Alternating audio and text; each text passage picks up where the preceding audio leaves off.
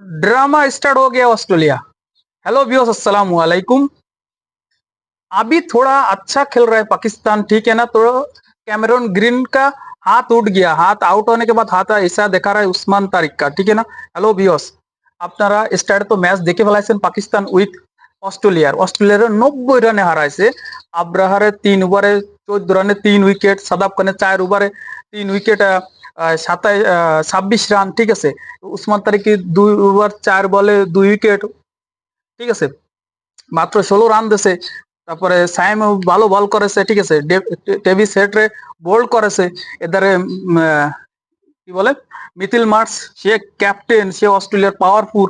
তারা সিরিজ হারতেছে, তারা মিথিল মার্সরে মনে করে এলপিডব্লিউ তে আবার ফিরে এসে টোটালি মিলে এখন অস্ট্রেলিয়া মাথা খারাপ হয়ে গেছে। মানে অস্ট্রেলিয়া তো জানেন ইন্ডিয়ার খালাতো ভাই, ইন্ডিয়া সেম সেম খেলাতো ভাই অস্ট্রেলিয়া। ইন্ডিয়া কখনো যেরকম হার মেনে নিতে চায় না, অস্ট্রেলিয়া ব্যাক টু ব্যাক 7 বছর পরে 2টা ম্যাচ হারাছে। প্রথম টি-20তে 22 রানে হারাছে, আর দ্বিতীয় টি-20তে 90 রানে হারাছে। যে দেখা সালমান আলী আগা 40 বলে 76 রানের যে ক্যামিও খেলেছে, তাতে 4টে 6, 8টা 4, ঠিক আছে। তার সাথে উসমান খান যে ঢাকার হয়ে খেলতো, ঠিক আছে।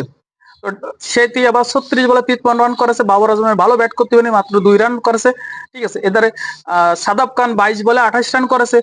টোটালে 198 রানে সবচেয়ে মনে করে হাইস্ট স্কোর টার্গেট দিয়েছে অস্ট্রেলিয়ার, এর আগে কখনো দেয়নি পাকিস্তান, ঠিক আছে।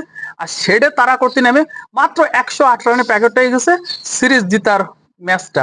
আর সালমান আলী আগার যে সুন্দর ক্যাপ্টেন্সি, ঠিক আছে, সেটা তো ভাষায় বলার মতো না। সে ম্যান অফ দ্য ম্যাচ হয়েছে, ঠিক আছে। দ্বিতীয়ত যে উঠতি থাকা অস্ট্রেলিয়ার যে মাটিতে কিভাবে নামাতে হয়, সেটা সুন্দরভাবে দেখায় দিয়েছে, সেটা সুন্দরভাবে দেখায় দিছে পাকিস্তান। আর পাকিস্তানের যে একটা জিনিস ফলো করবেন, যে পাকিস্তান শুধু 3টে ম্যাচ হারেছে ব্যাক টু ব্যাক ইন্ডিয়ার কাছে। এই ছাড়া ওর পরিবর্তে পাকিস্তান, ঠিক আছে, শ্রীলঙ্কানরা হারাইছে, আফগানিস্তানে হারাইছে, আমাদের বাংলাদেশে হারাইছে, ঠিক আছে।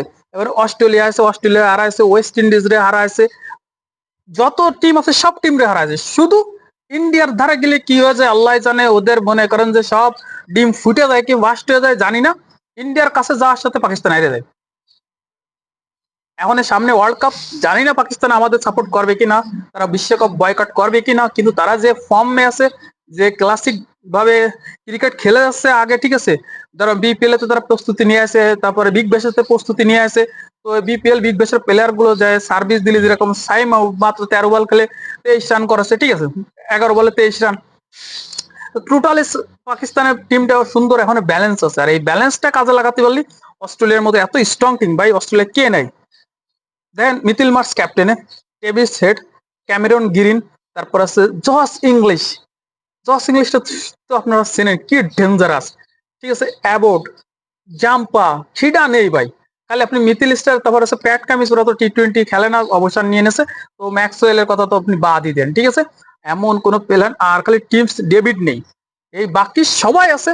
তাই অস্ট্রেলিয়ার মনে করেন যে পাকিস্তানের মাটি ধরেছে। 7 বছর পরে সিরিজ জিতলো পাকিস্তান, হোম গ্রাউন্ডে।